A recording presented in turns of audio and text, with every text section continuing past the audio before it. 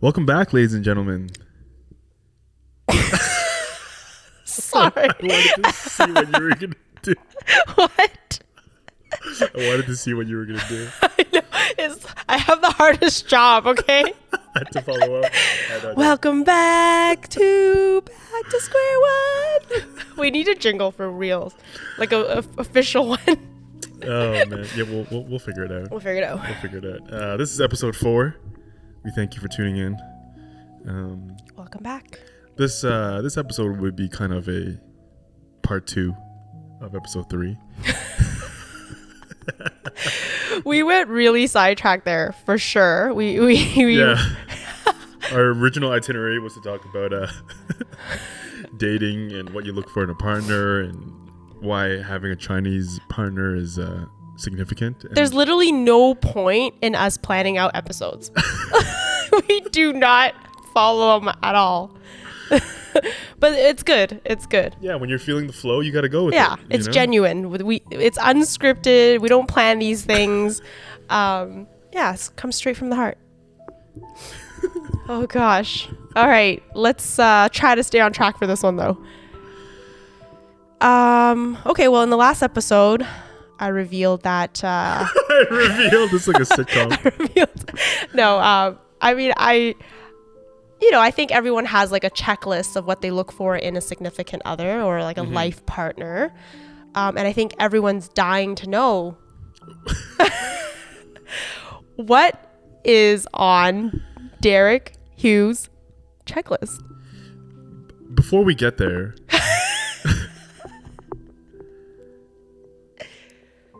at any point when you were single, did you look around your friends and try to think who could fit in here as your significant other? Because we're 32 now. Every single one of our friends is in relationships? Most. Who's single? I'm not going to call single people out. Okay, there's like 2 people. Yeah. Me and one other person, maybe. Yeah. Right? But basically, half the time when we hang out now, I really kind of like take a step back and I'm looking at it from like a third person perspective. And I'm like, who is this girl that if I'm dating can fit into this picture? Because she has to, or else it's like I'm too ingrained into our friendships and our friends' lifestyles where it's not going to change. Like, you have to fit into this, right? Because I'm not getting taken out of it. This is my world, right? Who is going to fit into my world? And I keep coming back to it, and it's not only for this reason only, but it just has to be a Chinese girl. Or it has to be an Asian girl, for instance. Yeah, I think. Yeah. I have no one else will work here. She's gonna feel left out. She's not gonna fully be on the same wavelength. I'm gonna be pulled out of the present situation because now I'm worrying about her. You know, and that's what it feels like. I mean, I think it's hard because we do have people in our group who are married to non-Asians. But those are definitely people that I always expected to end up with non-Asians. But for you... Did you expect me to... Huh? You expected me to end up with an Asian? Oh, 100%. Really? Yeah, 1,000%. Wow.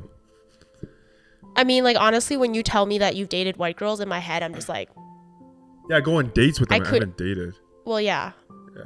I mean, I can't even picture, like, what you guys would talk about. It's definitely... You talk about the same things.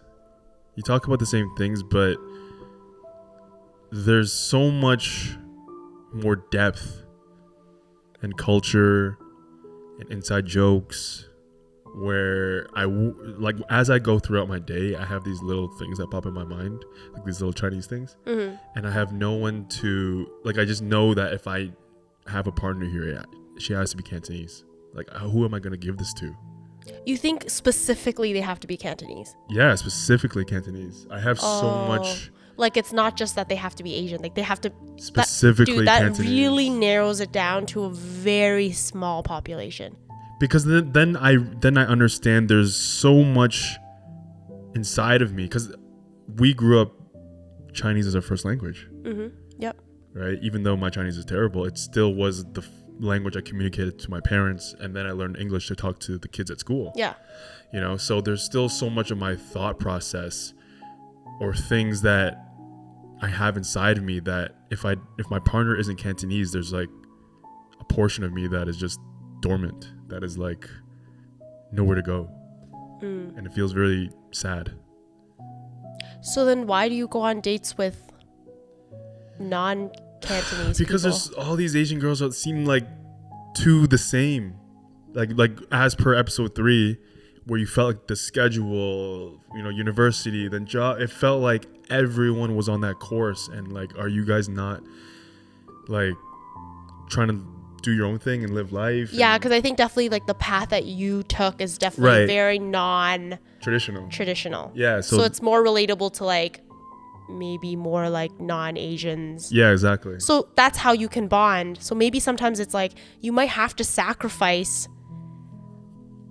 a little bit of your culture, like the Cantonese culture, but in order to find someone who actually relates to you career path-wise, you know, or vice versa, you know, or it doesn't even have to be like, why do you have to find someone who's Cantonese who also kind of like, you know, why can't they just like respect you, the path that you took? Do they also need to have... No, they also don't. Like, as I get older and older,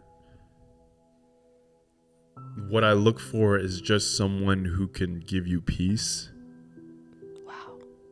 Who can just be a really good friend. And we are doing this thing called life together. You know, I mean, it's like... But there are certain things, like the fact that she needs to speak Cantonese, because that's so much a part of me. Even more so than me, you know, being an entrepreneur and working a non-traditional schedule. More so than that, I'm finding that more of me is Cantonese. Wow. And that's like the pillar of who I am. And also because I think there's so much... I think we talked about this before. There's more intimacy when you can speak Cantonese or your native language to your significant other. This was the language that your mother spoke to you when you were a child. This was the way you learned to see the world, because this is how they taught you things. This is how you learned to count first. Yeah. You know, I came into this world through this language. So that's why it feels more intimate. I need to be able to speak that same language to the other person that I'm equally as connected to as, you know, as my parental figure. Yeah. Right. So that's kind of what it is. What's sad is that realistically, when you do find that person, you'd be surprised like how little Chinese you probably speak to each other. You know, but knowing that you can. Yeah, it's just knowing that you can. Yeah. And, you know. Wow, you're really more Canto than I thought you were. Really. You just broke a lot of girls' hearts that were semi-interested but aren't Cantonese. I mean, yeah, it's just... I don't think I broke their hearts. I don't think they would want... I'm definitely too much of a... I have a lot of sorting out to do first. So I definitely didn't break any hearts. Mm-hmm. There was a girl that I was talking to recently. Okay. Where she's a great girl. Yes.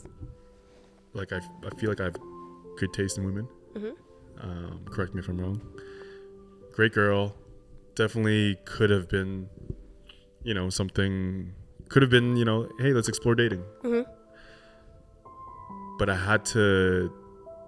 A large reason why I had to like kind of call it off was she wasn't Cantonese, and I just knew I have so much like working on myself to do.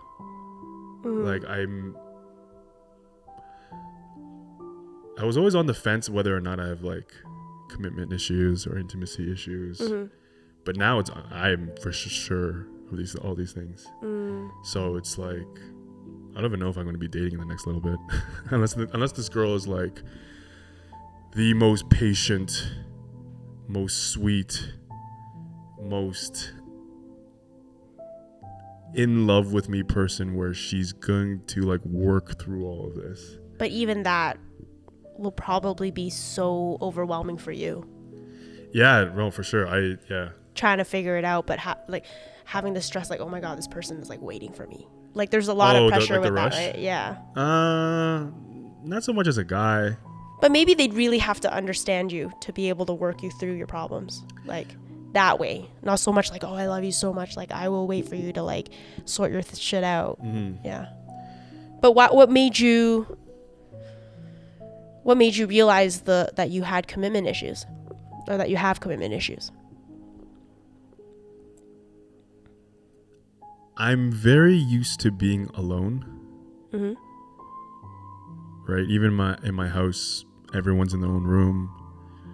My parents don't sleep in the same room. Everyone just does their own thing. Mm-hmm. You go home, you go to your room, you do your thing, you know? And that's where I feel very comfortable. So that's one aspect of it. Mm-hmm. And another aspect of it is I'm very ashamed of the brokenness and dysfunctional side of my childhood. Mm-hmm. So, you know, in movies where like, you know, happy couple, you know, they're dating, they're in love, they're married or whatever, freak accident happens to the guy. He's like, oh, I don't want you to see me anymore. I don't want you to come to the hospital room. Let's say he got into an accident, his face is, you know, disfigured or whatever, mm-hmm. you know, kind of like that, right? Mm-hmm. That's really what I liken it to. Like, I don't want you to see me like this. And what I mean by that is like my insides. Mm-hmm. Like I can't let you inside because it's not pretty in there. It's not like I'm this healthy, functional person. I mean, you've obviously been in relationships before. Have you ever let any of those girls in? Have they ever seen? Maybe like they know the story. I'm not ashamed, or I'm always very vulnerable, and I'll tell my story and I'll let you know, hey, this is where I come from. This is how I feel. This is kind of, I understand why the way I am. Mm-hmm. But beyond that, I don't think there's like the door doesn't open any further than that. Mm. And even on the drive here, what I was thinking was, both my exes, I have 2 ex-girlfriends. They're both roughly like a year dating. Mm-hmm. Let's say we saw each other once every 3 days. 365 divided by 3 is like 100 something. 100 something is only like, let's say 120 is only like 4 months. Mm-hmm. So I only saw a person for 4 months. Mm-hmm. I was only with you for 4 months. Mm-hmm. I'm 32 years old. Mm-hmm. 2 girlfriends, 4 months each, 8 months. That means for 31 months, 31 years and 4 months, I've been single. So this is very default mode for me. Mm-hmm. You know? So my worry is the longer this, I'm very cognizant of this as well, where the longer this goes on, I get more and more entrenched in this mold, and it gets harder to break out of, which is a very bad, like very not a good thing. So I do feel a lot of rush for myself, not for the other person, to like, yo, you got to fix this. Because ultimately you do want to end up with someone. Yeah, for sure. No one wants to be alone. Yeah. You know, it's just, but at the same time, the tough thing is as well, I don't know where this came from. It might come from the fact that there's like a lot of shame in my past. Mm-hmm. But I have really high standards, and I can't tolerate like little things will just like bug me, and like, mm-hmm. you know? Mm-hmm. So it's like, it just feels like with all these variables, not finding someone. So what kind of active steps are you taking? This. Oh my, that's a lot of pressure on me. Please like this video. Blow us up. No, it's have you thought about like talking to a professional about it? I have. I just don't know if, like, I understand. I feel like I know what a professional would do. They would, tell you to start somewhere.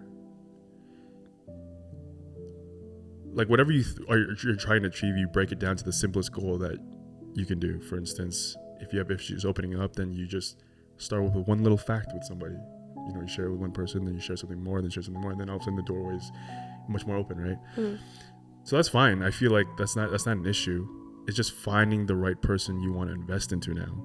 So it's less of a therapy issue, more of a, I need to find the right partner first, and then at least in my mind, and then I'll start working through it with them, opening myself up. Because until then, who am I opening up to get better?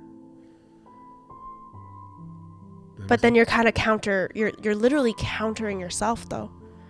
You're like, I need to work on myself before I can find that person. And now I need to find that person to work on. It feels like a chicken or egg situation. I don't know, because how do you... Yeah, I don't know. Yeah, like what comes first? Yeah. Do you think that if you had a better relationship with your parents, like that, like maybe the first step is to maybe try to mend, like I don't even know how, but try to maybe mend your family relationships?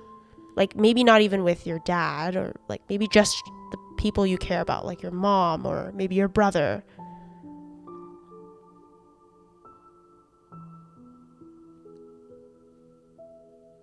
Do I think that will help in the situation?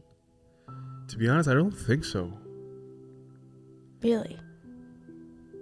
When I was out with dinner with some friends the other day, and someone asked me, and they're like, "Oh, what's your brother up to?" Or they asked me, "Oh, sorry, is your brother still living at home?" And I was like, "Oh, I have no idea. I think he is." And then someone else was like, "Oh, you're so dramatic, bro." And I didn't say anything in the moment, but I really took that comment. I was like, I guess to other people, when I say I honestly have no idea, it sounds very dramatic. But in everyone's mind, you have like a file on someone, right? If I ask you how your mom's doing, how your sister's doing, oh yeah, you pull up the file. Oh yeah, she's doing good. She's been into yoga lately, whatever it is, right? There is no file in my mind for these people. For my father, for my mother, for my brother. There's no file. Is your brother living at home? How's he doing? I honestly have no idea. So I don't know if having a relationship with them would help. I guess it wouldn't hurt, but I don't think it would help necessarily per se. I think those files are probably empty because like you literally have no communication with them, right? It's like you don't make the effort to know. It's very easy to just be like, hey, what have you been up to? Like you have a file on me, and you have a file on I have a file on how many people in your mind, right? We both obviously have a large friendship circle. How many people would you really say you have a good file on? Honestly, like at least 10 people. Oh, including family? Like total. Like 20 people. I'm pretty good with like... Are you good with like your friends and what they do for a living? And I don't know like they tell me, but I don't remember. I don't know their exact roles, where they work. Do you know what I'm saying? Yeah. Like, do you know that stuff? Maybe not for everyone, but that stuff to me, I guess, is not really important. But I know, like, what they've been up to, what trips they're planning, like, those little things, like, right. I know, yeah. But okay, I guess going back, sorry. So what are some of the things that This isn't gonna be solved on here, so don't feel any I pressure know. to ask the right But like prompts. what are some of the things that are like that you're actually scared, like you don't have to go into specifics, just generally? Is it like the family stuff that you feel is you're ashamed of? Is it like, what is it that you're scared to show the other person?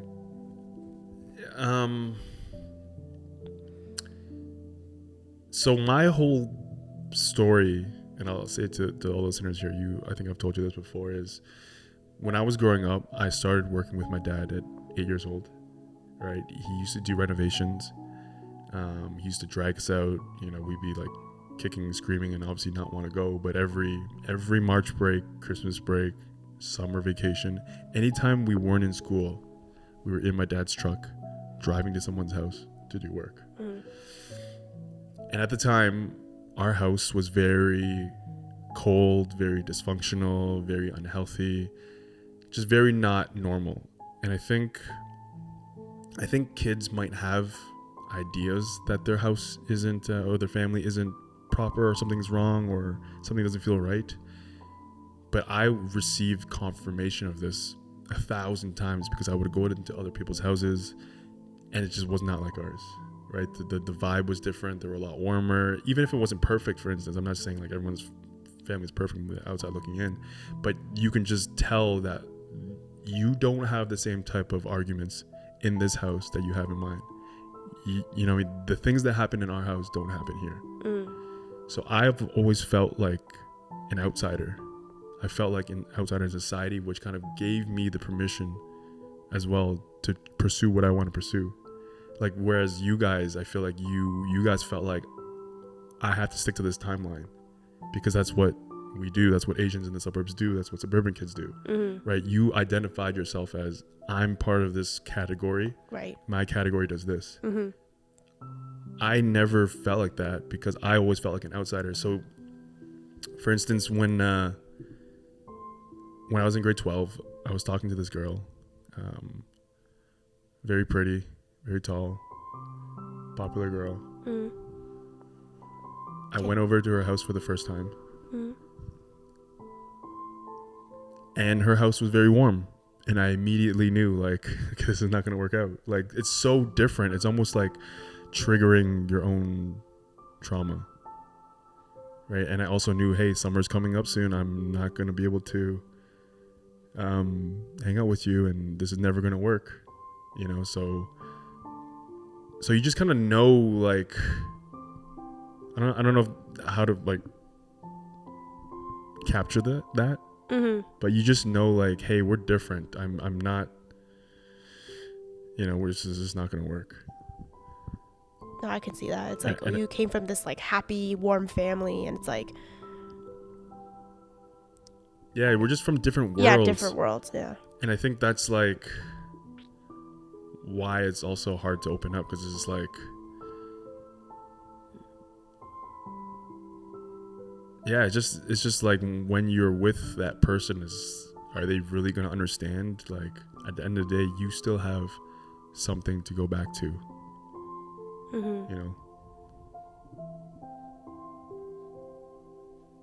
Yeah, something like that. Damn.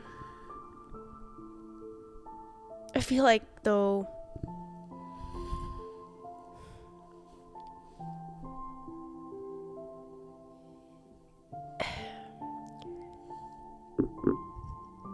have you never met anybody who also went through the same things as you?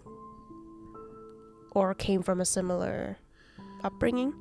So one of the things on my checklist when I was very young, I told myself, yo, this girl, whoever I date, has to have gone through some shit. I need someone who's been through some fucking pain. And honestly, that's when I do talk to girls on dates, I do try to like flesh that out. Like, have you been through some shit?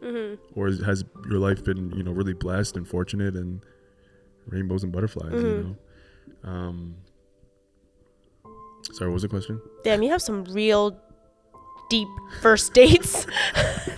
Want to come up to my apartment, though? Wow. Yeah, I mean, I like to talk. I like to. I want to. The purpose of the date is to get to know you. Yeah.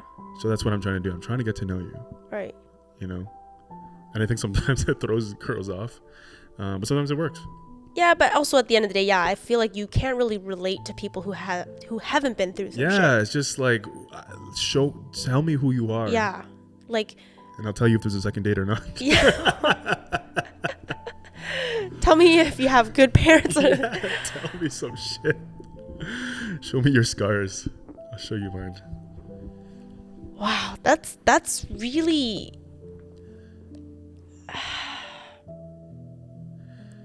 I don't even know, like. If therapy can help. I just don't see why bettering your relationship with your brother or your mom, who you do, of course, care about. Because I share more with you guys. I'm not saying you have to share anything with them, but why not even just be on speaking terms, or at least hang out once a month. It's just weird because I have reached out before. I remember one time, I think this always comes up when I'm talking to a girl, for instance. Mm-hmm. And most recently, I was at a situation with a girl, and it always comes up, and I always talk about this, and they always say you should reach out to your parents, and I always try. I think if my mom ever knew, that's when I text her and be like, "Hey, do you want to grab lunch?"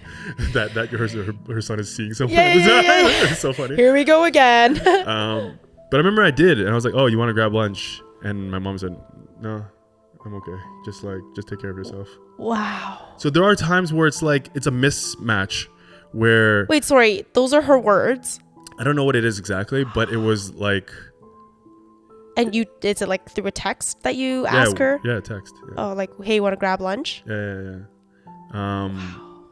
It's always mismatch, and then there'll be times where she'll be like, "Hey, your aunt's in town. Do you want to just have dinner with everyone?" And I'm not really feeling it, so it's it's missed connections.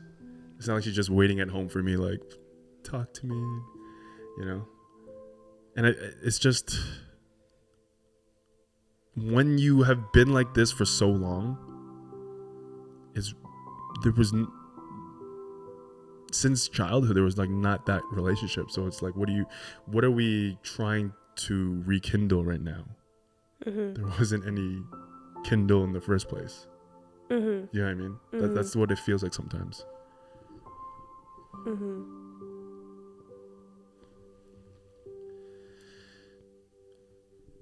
Wow. And that's why it has to be a Chinese girl too, because I feel like there's so much I almost need love from a Chinese person, because I didn't get love from a Chinese person. No. Yeah. Wow.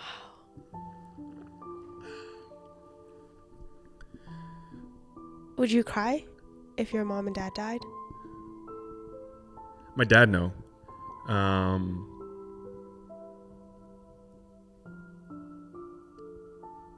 I don't think I would cry about my mom's death.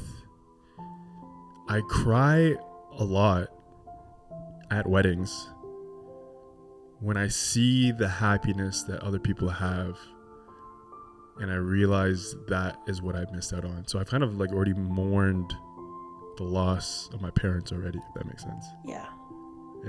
Yeah. The physical death of your parents is not comparable to the emotional bond, the loss of not having that bond or yeah. Wow. Yeah, exactly. It's honestly really, some days I wonder if shooting weddings is healthy for me or not. Sometimes it's really good to see that and understand that there's so much love in the world between parents and children and family. And sometimes it's I look at them and I wonder how different would I have turned out if I had this. So I don't know. I remember you were shooting this wedding that I was a part of, and after the tea ceremony, do you remember what you told me? Yeah, I cried during that tea ceremony. Yeah. I hope no one noticed, but yeah. So to everyone listening, a Chinese tea ceremony is kind of like when your parents, your aunts, your cousins, your older cousins, all your elders, basically. Yeah, your elders. You pour tea for them. Yeah. And then, what's the significance of it? It's like a sign of respect. They're drinking your tea, and then they give you like gifts and things like that. It's just kind of like, yeah, they, you know, it's like respecting. Like when you pour someone tea, it's like a sign of respect. And it's basically them welcoming right. you into the family, things like that. But yeah, Yeah, I remembered looking at that and be like, oh, when I get married one day, who's gonna be at my tea ceremony? And again, there was no file. Like, probably it'd just be all my future wife's side. Mm-hmm. You know. Mm-hmm. Maybe I'll invite my mom just out of like courtesy, but even then, it'd just be just her, and that's one little quick tea, and I'll probably cry. She'll probably cry, and then probably go again years without seeing each other.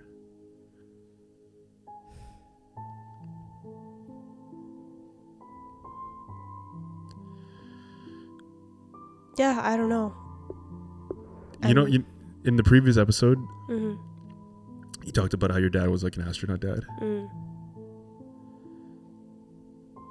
I almost wish our roles were reversed, where my dad wasn't in my life. You know what I mean? Where like his presence was very negative in the outcome of things. You mean like you almost wish he just wasn't even in the picture, yeah. versus the negative impact he had on your life? No, because that's what his presence is what caused the negative impact. Yeah.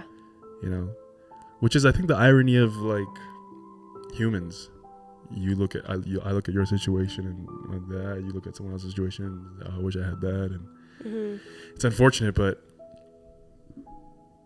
here we are. Wow. Does your brother have a good relationship with your parents? No, definitely not. No one has a good relationship with each other. Anyone.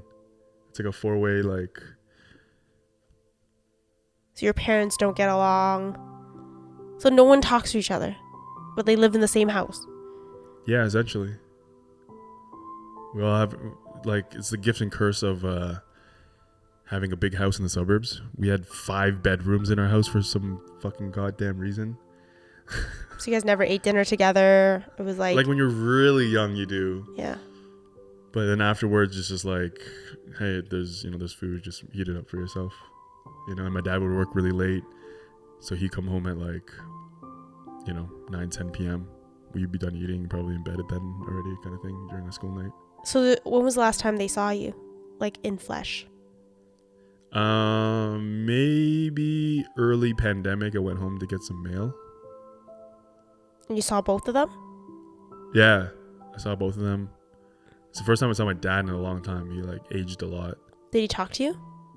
Yeah, for the first time it was the first time we engaged in conversation. What did he say?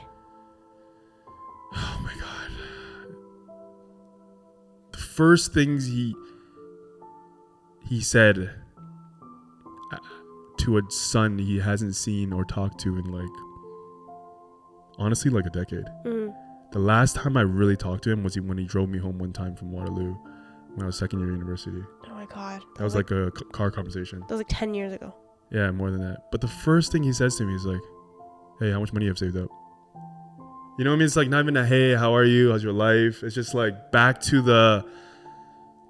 what, you know what I mean? Back to this riff of, oh, you chose this lifestyle. You chose to be an entrepreneur. You're never going to make it. This is an unwise decision. Like literally, like I remember just being so angry in my mind, like, come on, man. Like even if I wanted to like rebuild the relationship, like how can I do this?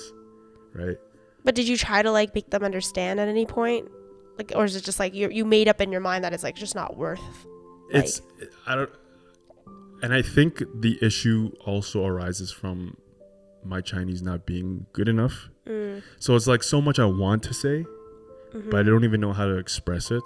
And their English is not.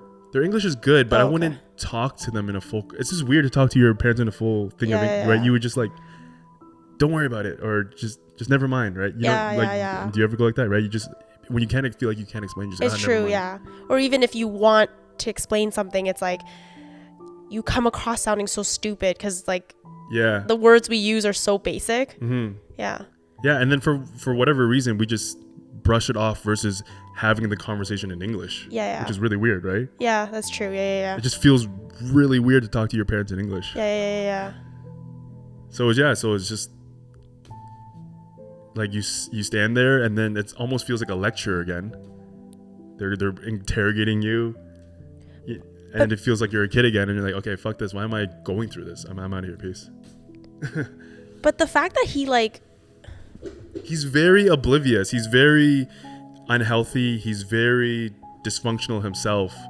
And that is the root cause of everything. And early on, I knew I had to get out of the fucking house. Like, get me out of here. You know, I'm going to go crazy. I feel like I'm the only sane one here who sees what's happening. Like, do you guys not see what's going on?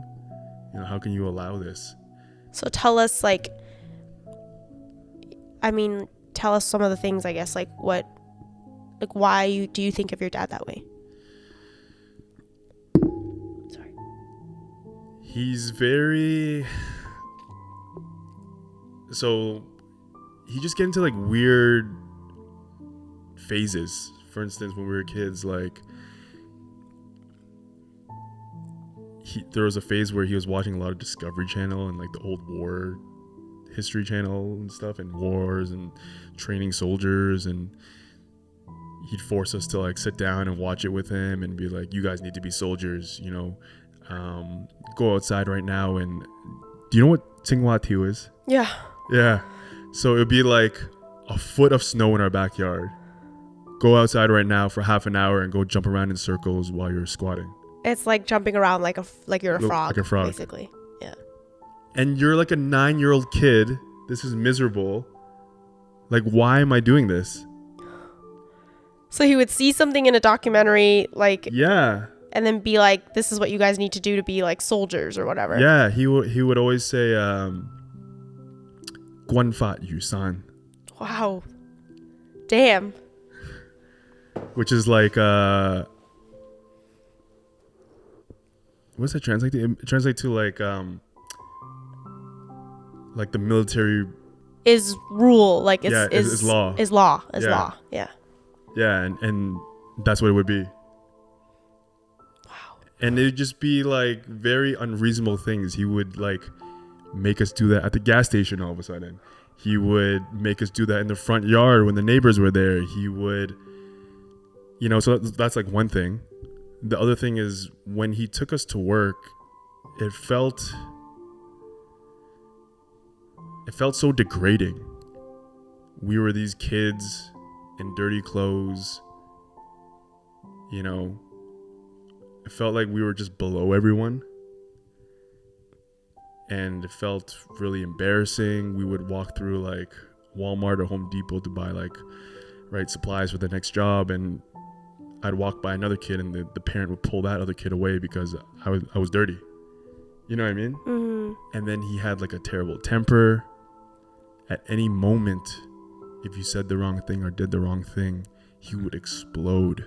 Mm-hmm. Like you would see like so much rage in a human being. Mm-hmm. You know? Mm-hmm. Just yelling everything at you. Right? And this would be anywhere while you're in the middle of eating your rice, in the middle of a Home Depot, in the middle of just letting it loose on you. And it's just like, you're just very broken down. And it's very hard to, there's just no relationship when in a situation like that. You know, it's just an oppressor and the oppressed. Yeah, like I feel like it's very military. Yeah. Like there was no love. There was no like not. care. It was very like discipline was his way of like trying to make you guys tough or something, or that's. And your mom was supportive of all of this? Like, no, which is like they would always get into arguments, which is like even like the more sad thing. They would argue and she would cry, and seeing your mom cry like as a kid is so tough. yeah. You know, and when it's over and over and it's always about the same thing, it's just like get me out of here. Mm-hmm. You know, and you know, there was only so much she could argue with, so sometimes you just let it slide because it's just like, I get it from her end, like what am I gonna do? Mm-hmm. Right? So it's just, yeah. Which is kind of, yeah, you'd think that you'd maybe have a stronger relationship with your mom because, you know, you guys all bond in like knowing that your dad was that kind of person. You'd think that like it would be like, oh, your brother and you would be so close because you guys share that same experience, but it's not the case. Yeah, because like we had our own thing too. It's like she didn't believe in what I wanted to do either. The moment I told her like, hey, after university I want to pursue doing my own things, you know, she was very much against it. She was very much, you know, I would be upstairs and I would walk downstairs and I would hear my parents and my brother whispering in the kitchen, like, oh, don't be like your brother, what he's doing is so stupid, don't, you know, be smarter than that. And so it's just like, you just understand that, okay, at the end of the day, even though she is on my side against my dad, it's still both of them against me in what I want to pursue. So you just really have to determine, do I want the relationship with my parents or do I want to pursue what I wanted to pursue? And that was like held up, it's like black or white, right?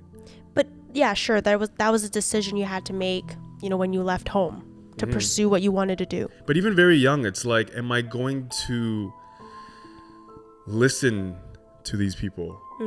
Do I want to be around these people? Or is it just, I'm just going to do whatever you want so you can get off my case and so that I'm not in this vicinity? You know what I mean? That's what it felt more like. But now, right? Like, it's almost like you're 32, you're no longer really seeking their approval. What's stopping you now? Like, is it just more the idea that it's too far gone? The relationship is just too far gone? Yeah, there just never was a relationship as well. I feel like Asian parents are really bad at building relationships. Yes. They're more like, right? Like, I'm your Uber driver to take you to math class, or to extra math studies, to take you to swimming lessons. You're going to do this, you're going to do this. But there's no, it's a very transactional relationship, it feels like. Right? I want you to do this, I will take you there, and then that's it. And then you do it and you don't complain. And right? It's not like, hey, what are you into these days? You know what I mean? What games are you playing? What's your friend Billy up to? Right. Right? It's not that relationship. Right. So when there was nothing to begin with, there's just nothing to go back to. Wow. Yeah, so this is a lot of the stuff that I will have to be dealing with.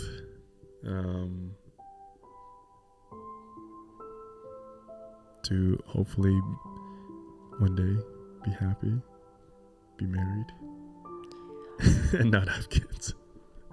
So how do you think like your upbringing like stops you from committing?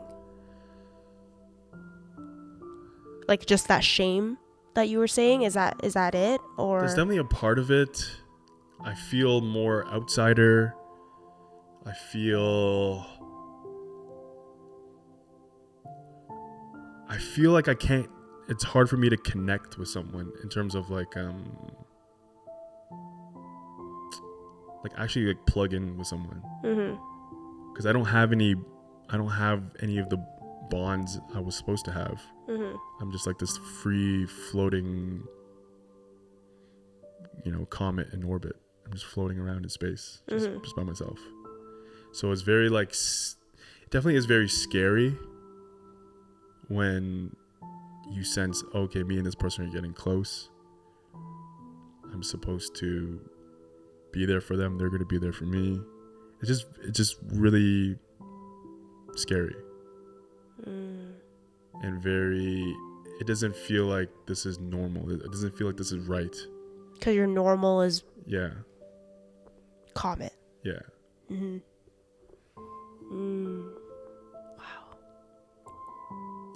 Yeah.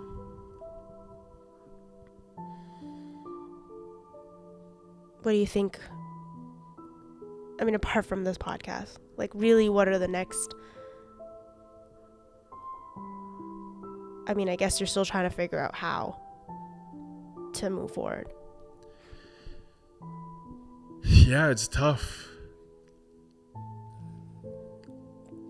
I obviously need practice. Right? I don't want to use the word practice, but I need to like start going through the motions. But then it's just finding the right person. You know? It's just like, yeah, it's just finding the right person who you feel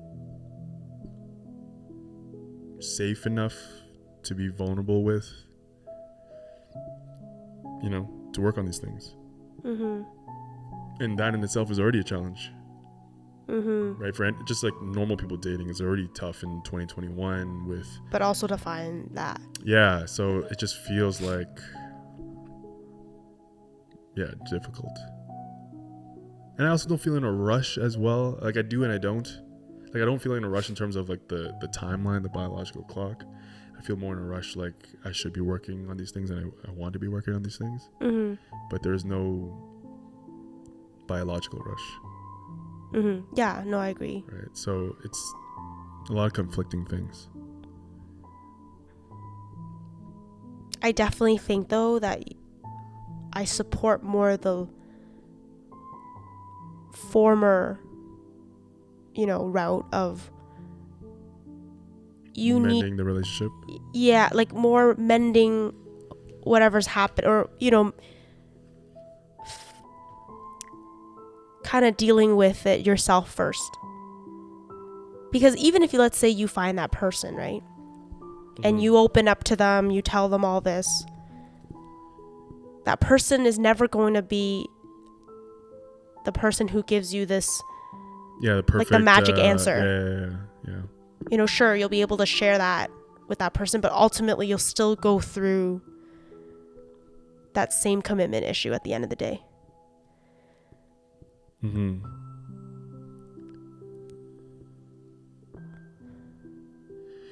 Yeah. I know also some people who have had poor relationships with their parents, and really one of the things, I'm not suggesting this to you, but one of the things that really made them face their, I guess, their trauma from their parents or whatever is when they became parents. As in, when they had their child, they were able to get over it because of that, or that forced them to go back to mend things? Yeah. To more like maybe understand why their parents were the way they were. Or I feel like I understand why they were the way they are. You know, it's not even a thing of like I'm still angry. I'm still angry, but that's not the big part of it anymore. It's almost like I understand what's done is done. You know, it's not like if I understood why you were like that, it would bring me so much ease and peace.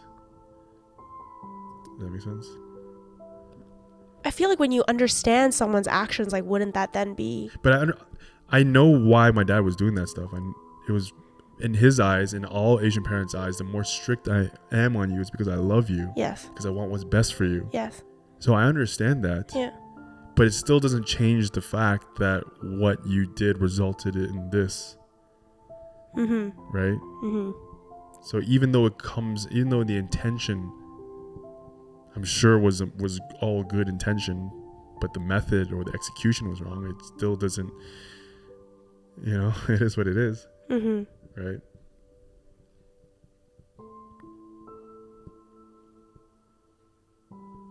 But yeah, hey, maybe I'll text my mom to go for lunch, and we'll see if she rejects me or not. We'll see if she leaves me on red or not. Why don't you just bring food and just... I mean, she's obviously at home. Is she retired now? No, they still work. Both my mom works. I don't know if my dad works anymore. I think it's been kind of tough in the renovation business right now. What did your mom do? Or She's a legal clerk. Oh, okay. Yeah. Right. Yeah. Paralegal or legal clerk, law clerk. So she works at like a law office or Yeah. like a Yeah. I mean, the easiest definitely would be to reach out to your brother first, because at least you know your brother and you don't have a language barrier. Yeah. And I feel like as an older brother, you know, it's a lot easier to come from you to kind of like reach out. Yeah. I should. When was the last time you guys talked? We send each other late birthday text messages. Really? Like we always like forget, and it's like a few days afterwards. That's about it. It'll be like, happy birthday. Yeah. Thanks. That's it? Yeah. Oh my gosh. Yeah. Let me pull up and see. Oh my gosh. I think it might be like, hope you're good. It's like, yeah, I'm good, kind of thing. Oh yeah. So I wrote, happy belated birthday. Hope you had a good one. He said, yeah, I appreciate it. Thanks. That's it. This is literally your Only message with him. Yeah. This was this year. Happy belated birthday. Hope you had a good one. Yeah. I appreciate it. Thanks.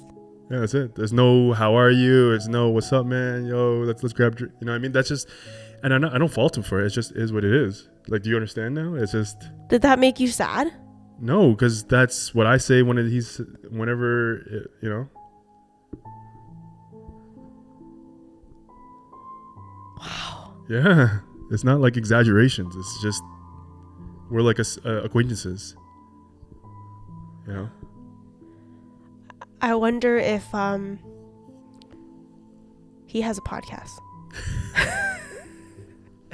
No, I'm serious. Like, I wonder if he like how he's dealing with all this. Yeah. Yeah, I wonder too. You know, like whether he's going through the same shit, because obviously you guys were raised the same way. You know. Wow. Yeah. That would be very therapeutic. Honestly. Yeah.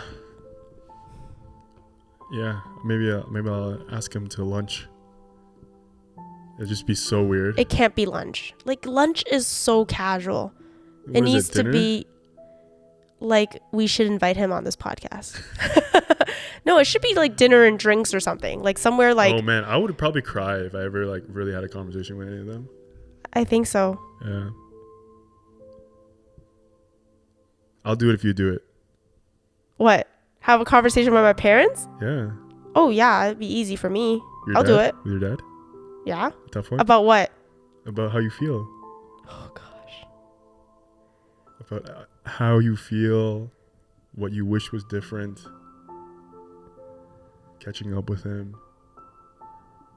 It's not hard for me. Right. You think you cry? 100%. Yeah, for sure. I used to cry all the time. Like whenever my dad like left. Because I also like had this thought in my head, like maybe my dad does have another family. And he's always like, you know. Like you weren't. Right. Yeah. That's tough. Asian kids, immigrant kids, I should say immigrant kids. Yes. Yeah, go through so much. We're all so damaged. And I feel like it's back to, was it episode 2 or episode 1 where I said like friendship is a zero-sum game? Mm-hmm.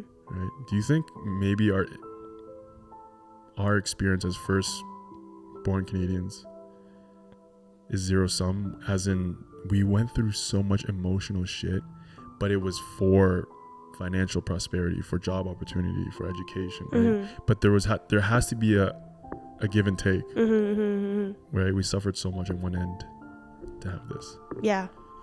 No, 100%. Man, does anyone ever have like best of both worlds? A lot of kids, right? Yeah, no, I was just talking to my assistant today about, because she was saying like, oh, what should I buy my kids for Christmas?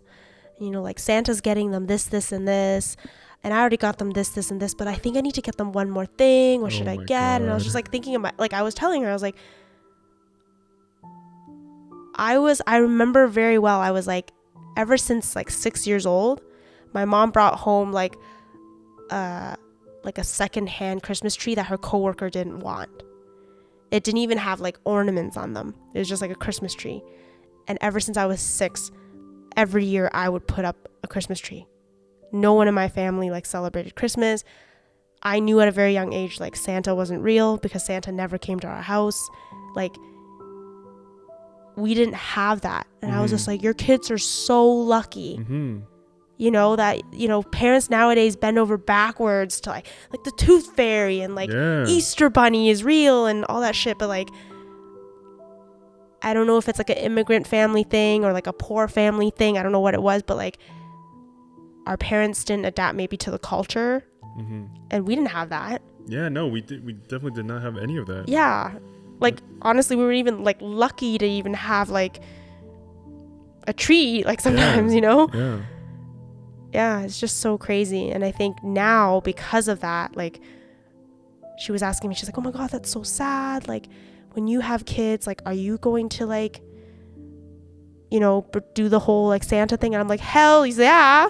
Like, I didn't get that, but for sure, like, my kids are getting that, like, so yeah, they're gonna be so lucky. Yeah. And they will never know. Oh, yeah. How good and fortunate they are. Oh, yeah. And I guess that's what our parents look at us and think. That's so true. But it is what it is, you know, but at least I think undoubtedly your kids will be much better than us. Yeah. You know what I mean? That's what you want for them too, right? You always want your kids to do better than you, to have more than what you had. Does it ever feel like too much though? Because even when, for instance, we had one of our friends, their kid recently turned 2. And it was a big birthday party, very lovely event. And then towards the end of the party, she started opening all the gifts that everyone got her. I have nothing against it. It was a very happy, lovely moment for her, for the whole family. But it almost feels like too much.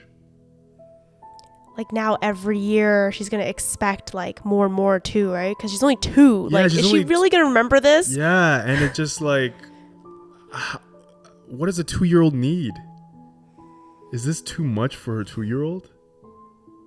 You know, and to be done in a public display where it's like, there's the aspect of who got the best gift, who, you know what I mean? Where it feels like this should be a more intimate family setting and where you guys just enjoy it amongst yourselves and with, you know, with the child. Yeah. Versus, you know, I have nothing against it. It's, you know, but I just couldn't help but think these things. Yeah. You know, and it could be because of my history. Yeah. Or was I, you know, was I tripping? Yeah, I mean, I agree. It's definitely like sometimes, you know, it's very excessive like nowadays. But I think everything is excessive in what we do nowadays, right? Like throwing like babies, you know, like like their first birthday, their own parties, like those are excessive and just to begin with. Yeah, I don't know. And then you're right, like maybe now too much will now be the next generation's problem. Yeah, I was just given too much. Yeah. And it's already showing, I think, with how sensitive really young kids are. Yeah.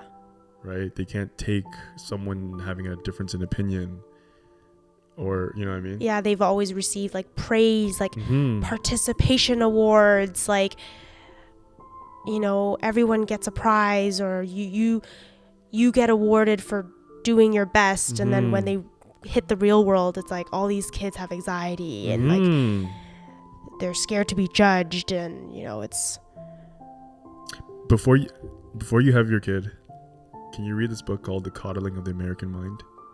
Okay. It's a really good book. I would suggest all of our listeners to check it out too. Okay. Is it like a Like what kind? Is it like a self-help book, or is it like No, it just talks about kind of just what we're talking about right now.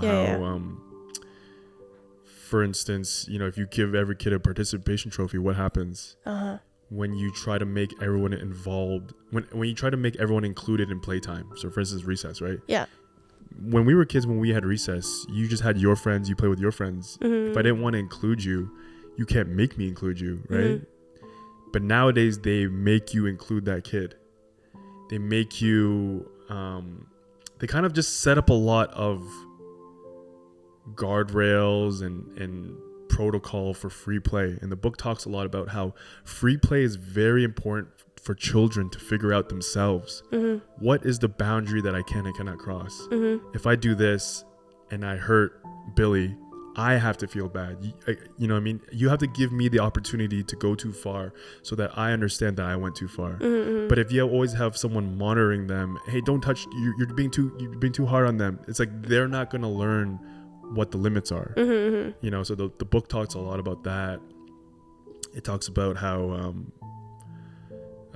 just like things, for instance, when certain kids were allergic to peanut butter, you couldn't bring peanut butter to school. Do you remember this? Yeah. And then how that actually made more kids allergic to peanut butter because they were less exposed to peanut butter. So it shows you, it's kind of like in a Malcolm Gladwell way, where things you try to prevent, actually you make it worse. Yeah, so it's a really good book if you're about to have kids. Yeah. Wow. Yeah, no, I will definitely. Yeah, or check it out on Audible. That's what I did. Yeah. Damn. We had two very deep back-to-back Really heavy episodes. If you've been listening up until this point, we hope it was useful and helpful. Yeah. And you enjoyed it. Yeah, and definitely expect more of these. You know. Yeah, and it's been an hour. That's crazy, eh? I know. Never feels like it. I know. Yeah. No, but thank you for sharing. It's definitely not easy. I mean, and even as your best friend, like I don't even know, like, I mean, I've obviously heard some of these stories before, and you know, I definitely think you should text your brother. Yeah. I think that's a good place to start. Yeah. You know? Yeah, maybe I'll meet him for not lunch. Because it's too casual. Yes. All right. Okay, everybody. Thanks for tuning in. We'll catch you next episode. Did you want to plug our sponsor? Oh, yes. Yes, I did. This episode is sponsored by Schedule 35. If you're not familiar with Schedule 35 or microdosing, definitely check it out. I should say, testimonial for microdosing and shroom use in general. A lot of this understanding and working through it has been coming from because of microdosing and taking shrooms. Wow. Where I really taking hard looks at myself, really seeing things from different angles, really trying to be kinder to myself, to allow myself to work through this versus being judgmental on myself, has been through the power of magic mushrooms. Wow. Yeah. Yeah, if you've never heard of Schedule 35, check them out. We still need you to have a proper shroom experience. We're going to organize this. That will happen. Okay. That will happen. You promise? Yes, for sure. Okay. Okay. We'll see you guys later. Bye.